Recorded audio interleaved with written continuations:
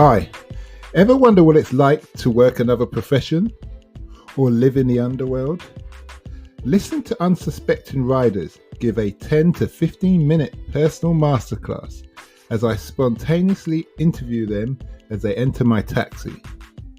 I'm your host, Simon Rushton, and this is Taxi Chronicles.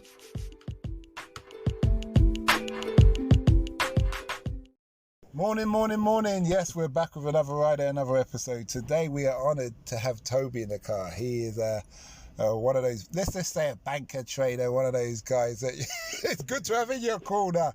And we're just going to see, pick his mind about trading and things like that. So nice to have you here today, Toby. Thank you, Simon. Very nice to be here. First question is, what kind of person were you when you were in school? When I was in school, I think I was always quite ambitious. Reason being, my dad was self-employed, he's an entrepreneur, he ran his own company, and I always used to go to the office and hang around him, help out with some stuff where I could. So I was always exposed to that sort of commercial side, so I knew I wanted to do something like that in the long run. So, I don't think I was that good with the books and kind of the technical stuff, but I knew that I had a bit of street smart. So, I always kind of pushed through and kind of knew in the long run that I would probably do something, business focused. So yeah, that was a bit of summary of what I was like at school. When did you know you wanted to be in the investment banking world? Yeah, I mean, when I got to university, so I studied engineering at university, and when I got to university, engineering is a very technical course, and if you're really passionate about it, then I can see it's, for those sort of people that will follow it through to the end. But I found it was really good for generally just problem solving. And if you didn't necessarily want to be an engineer and weren't that passionate about bridges, you could apply that problem solving skill set to a different industry. And the one industry that I was really drawn to was finance. The reason why I liked finance was because the challenges or the things that you'd be doing each day would change. Markets move up and down, companies change operationally each and every day, and decisions have to be made, and kind of having exposure to that sort of change all the time was something that I found really exciting, as well as the fact that if you were to do well, you can get paid quite well for it, and I think that's not something to overlook as well. So that was a big motivational factor for me. Okay.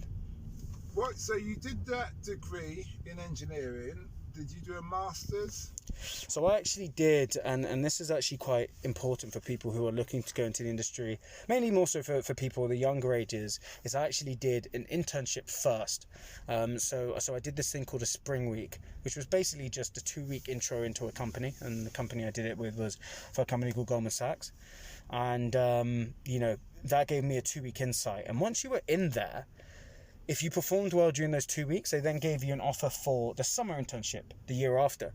So I did that summer internship, which then was a 10-week program of just getting to know the division that I was working in, doing the daily work that I would do as an entry-level graduate, which is called an analyst. And then from then on out, after the 10 weeks, if you performed well, you then get the full-time job. And that's how I did it. So I didn't have to do a master's, because sometimes if you can get that hands-on experience, it's also enough for you to be able to go into an entry-level role. Mm-hmm. That's not to say that a master's wouldn't help. If you don't have experience in finance or didn't do any internships, and a master's in finance definitely is very helpful. What kind of skills and personality did you need to have when you was on the internship? Yeah, I mean, what was funny is that, I was an engineering student, so I knew a bit about finance, but nowhere near the amount as the guys who studied accounting and finance and economics. So I was behind them in that sense. So I think the first thing is, coming from that sort of background, you've got to be willing to learn and not be scared of looking stupid. The one thing that I did was I just asked questions. I was unafraid about asking questions. If I didn't get something, I put my hand up, I'd ask. And while you may think that may make you sound like an idiot, more than anything, it actually shows to the person you're asking a question that you're engaged. It shows that you're actually listening to what they're saying, and it shows that you're willing to learn. Because even though those guys did accounting and finance, that doesn't necessarily mean they know everything. So if they were arrogant and didn't ask anything, it would be viewed worse than someone who came relatively fresh and asked questions. So I think that sort of inquisitive mind. And then maybe, Simon, I say the second thing that I thought was quite important for that internship of personality traits is not being afraid to put in the hours. And what I mean by that is the day's finished. You can just go home. You can just sit on Netflix. You can just watch TV. Or you could just stay for literally not much more than just an extra hour. Review everything you did in a day. Ask yourself, did you understand it? Is there anything you didn't understand? And if you didn't understand something, spend a bit more time reading it. And then suddenly one day it'll just click like that. And then you'll find yourself performing better than people, because those 1 hour times that you do on top of your work day clock up over time. And you find out you do that. Huh? The 10 hour, exactly. 10,000 an hour rule, isn't it? Exactly. Well, Simon, that's a good point. It's about, people think they need to make drastic things or spend drastic amount of time to improve. I.e., if I want to get good at something, I need to just quickly in the next week cram in 100 hours. No, it's the little, consistent, every single day, just doing an hour, 2 hours, that I think helped. Okay, that's good. Well, what was the educational routes for you? I know you went to like public school or private school, however you see it. You did your GCSEs. Yeah. So you got your C's and above from Maths, English and Science. Yep. Probably, yeah. And then you went on to do what, A levels? Yep.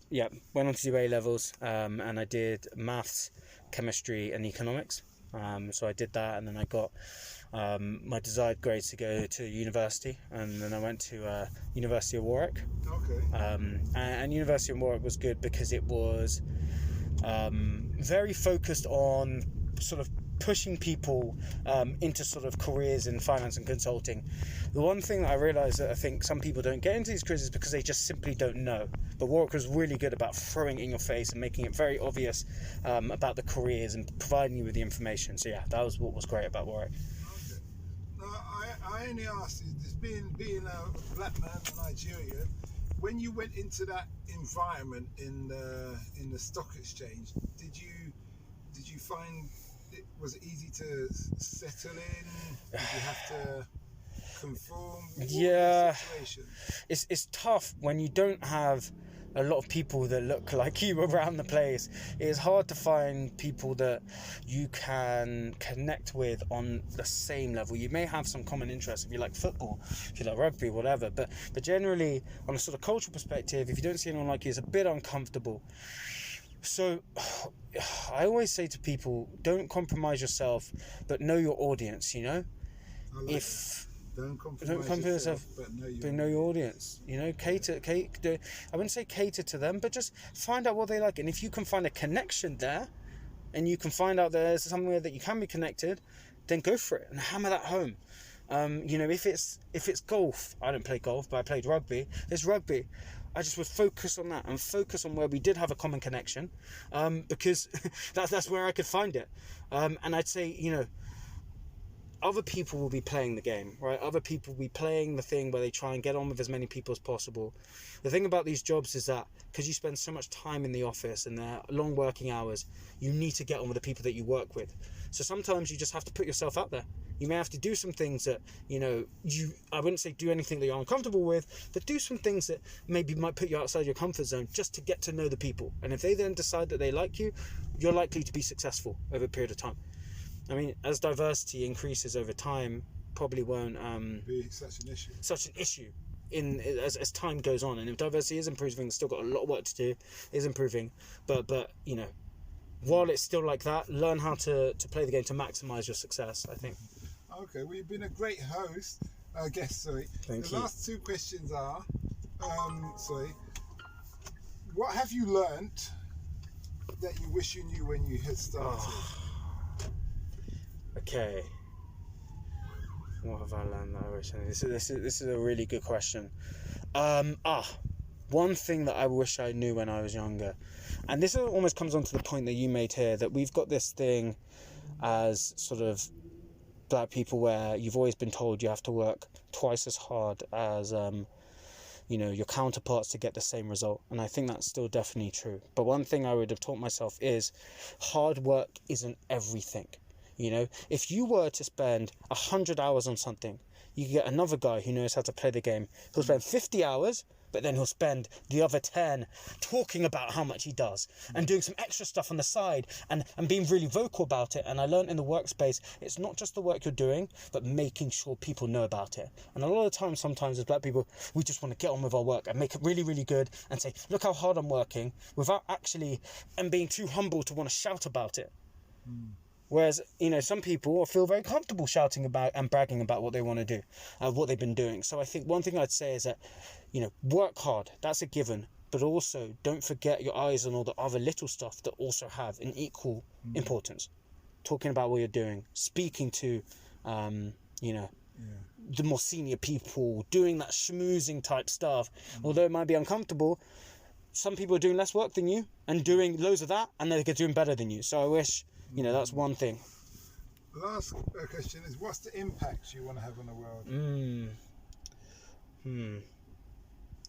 I want to create a pathway for people, a platform, some form of platform that allows people to capitalize on their dreams. And what I mean by that is, a lot of the time, many people have been excluded from capital, they've been excluded from money, they've been excluded from investment. That has meant that they haven't been able to grow as fast as the people who have had abundant amount of capital.